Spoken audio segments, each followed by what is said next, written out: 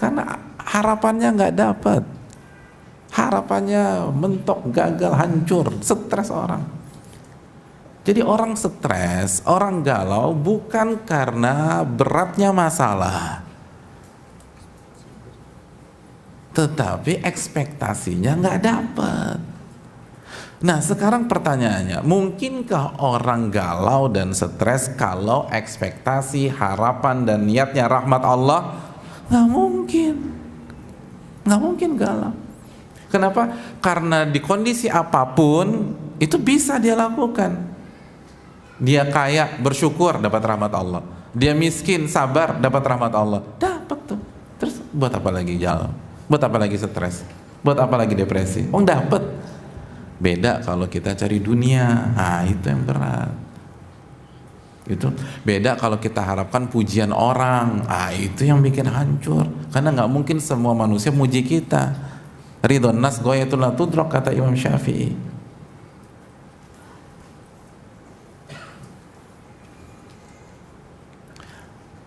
Yang buat galau itu kita berharap saat kita berhijrah komunitas yang ngaji menerima kita, ternyata enggak. Lisannya baik-baik, ternyata ada yang tidak. Yang baik banyak, tapi ada yang tidak. Kebetulan dapat yang begituan, galau. Tapi kalau tujuan kita rahmat Allah, kita akan mikir, saya hijrah ketemu sama yang casingnya udah ngaji, tapi ternyata lisannya tajam, ngomongin saya dari belakang. Apa yang membuat Allah merahmati saya? Oh, Allah merahmati saya jika saya sabar, jika saya nggak mikirin, jika saya kasih uzur, apalagi kalau saya memaafkan. Ya udah deh, yang penting dapat rahmat Allah, lempeng tuh, hidup enak, nyaman. Karena hal-hal yang membuat Allah merahmati kita itu bisa kita lakukan dengan mudah asal kita mau. Beda kalau kita incar dunia, banyak hal yang nggak bisa kita lakukan.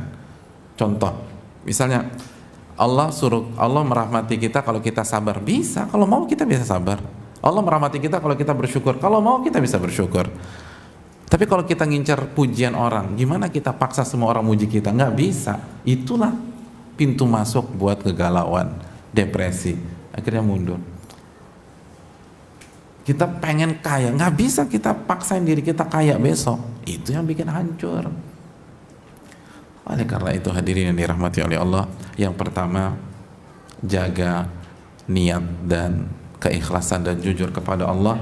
Karena orang yang berhijrah, hati mereka hanya mengharapkan rahmat Allah, bukan mengharapkan support dari manusia, pujian dari manusia, dukungan dari manusia. Itu nggak penting. Dan camkan baik-baik, ketika kita mengharapkan rahmat Allah, itu dunia jadi followers kita di belakang. Sebagaimana para imam mendapatkan pujian tanpa mempedulikan dipuji atau tidak dipuji.